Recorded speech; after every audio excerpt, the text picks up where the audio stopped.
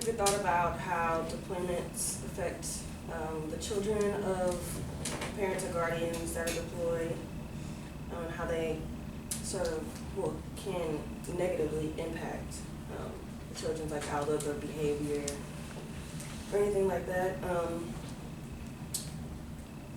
I currently, my husband is deployed right now, and I have a child and obviously another one on the way, but I have seen how, that it's impacted her and how her behavior changed after he left.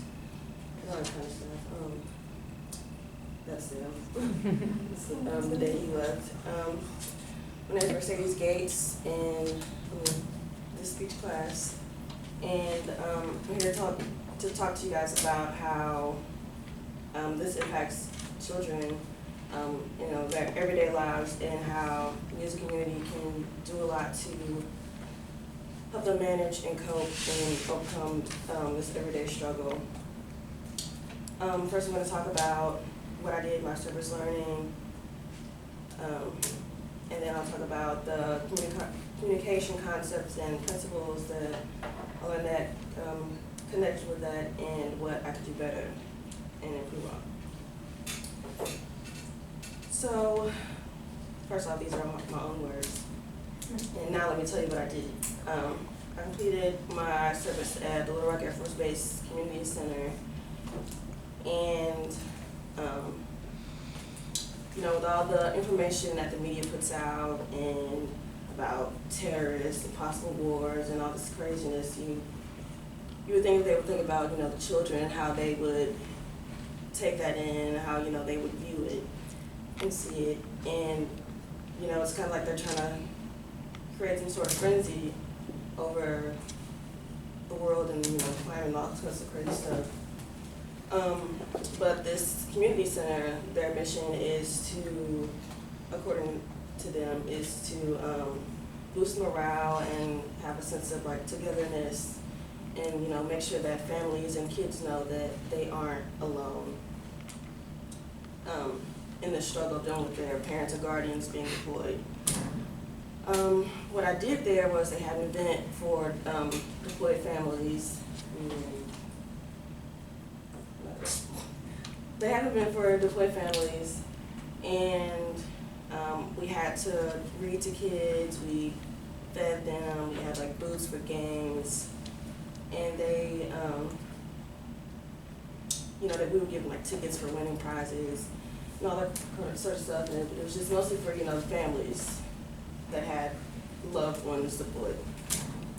And how I helped was I, again, read to children and did face painting, and it helped the mission by taking burden off parents. And you could see the kids laughing and playing and smiling. They had like a petting zoo, and kids love animals, so and it was kind of like a sense of community where everybody could just get together and have a great time, and eat, and a great time. Moving on, there were 2 communication concepts and principles that connected to my service experience. Does anybody, been scrolling down Facebook and you see like a video of like a kid like laughing and like smiling, and it like brightens your mood like instantly, like you're like, oh my gosh, this kid is so cute, wow, whatever. Which leads me to first communication concept, which is nonverbal communication. According to Lane, Abigail, and Gooch, that's communication without words. And seeing all the kids laughing and smiling, even though they were didn't tell me that they were happy, you could obviously see that they were happy because they were laughing and goofing around. And you could just kind of tell that you were making some sort of difference, and uplifting their mood, at least for that day. Another concept was that I also felt sympathy for them, which according to Lane, Abigail, and Gooch 2014, means feeling sorrow for a person or persons. And even though some kids were having fun and laughing and playing, some you could tell were still like kind of standoffish and sad, because you could see other service members there with their uniforms, and they could see that and be like, wow, I miss my dad or whatever. and it kind of made me feel bad and really sad. And then my own daughter, every time she sees my husband is a fly, he flies on planes, and she'll see the flight suit, and she'll be like, "Oh, Dad," and I'm like, "No, that's not your dad." And then she'll be like, "Oh," and I'll be like, "So sad." But a principle I also learned was that communication is inevitable, and according to UALR Survival Guide 2017, means you cannot not communicate. So while they were doing whatever they're doing, playing or petting the animals, you could just see that they were having a great time, and see that they were happy, and me watching them made me happy, because I mean, I'm pregnant, of course, kids are going crazy, I'm just like all emotional. So we were, you know, both communicating without even knowing that we were. Moving on to the communication concepts and ethical implications that I can improve and help the community, would be that, you know, most of the time, people know deployments are a hard time for anyone, and you would think that a person would realize that, you know, it would be hard also on their own kid.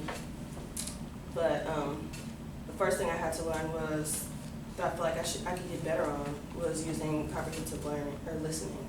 According to Lane Abigail and Lucia 2014, it's the type of listening in which we engage, we want to learn, understand, and recall information. I was listening to other kids' stories about, you know, where their dad is or mom, and what all they were doing, and, you know, I could listen to other parents and how they would talk about how their kids' behavior changed, and then I would kind of like reflect and be like, wow, that's kind of the same things my daughter is doing. And like, maybe I could, you know, listen to her better, or try to understand what her behavior was that, you know, she was exhibiting. Civical or ethical implication would be caring with grace. According to the Survival Guide, UALR Survival Guide 2017, it means understanding and meeting needs of people we interact with. And I kind of took that as me thinking outside of my own norm, my own life, and seeing that there are problems going on that, you know, I typically wouldn't think about it. Maybe I just start thinking about, you know, more people and their problems and what different situations they could be in. Even though my situation is, I mean, he's deployed, but we still have an ideal situation. Some people could have it worse. In conclusion, I told you about how deployed parents, children, or guardians, children can have a struggle with them being gone, but we could still find ways to help them manage and cope with life. I went over what I did at my service learning, and what I connected with my communication concepts, and with what I did and what I can improve on.